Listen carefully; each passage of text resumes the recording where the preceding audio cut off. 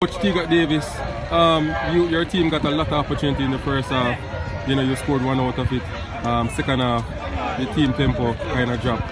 Sum up the game for me, please. I think that Cumberland was a better team in terms of intensity tonight. You know, they had more intensity than us. You know, I think we played. We got more chances, so to speak, in the first half, which has killed off the game. You know, and you know, what about chances and making mistakes? I made a silly mistake and giving back a equalizer. You know, from day on, you know, it's hard to get back in the game. But I think again, when you have big players with bigger kids, and they should step up in the game, and you know, so you don't wait till last 5 or 10 minutes. You have to be in the game to, you know, to bring your team where you want it to go. Based on my analysis, I thought Arnett could have, you know, used the ball and more, you know, slow down the tempo, draw them out of spaces. That's what we talk about in the second half when we went inside, you know, but he still couldn't get it, you know, like, you know, just didn't happen tonight.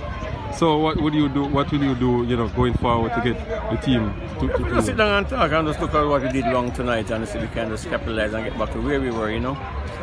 Thank you very much, Coach Teagat Davis, and continue to do the good work of the team to get more points. And again, crime and violence, we need to stop it. We need a peaceful Jamaica.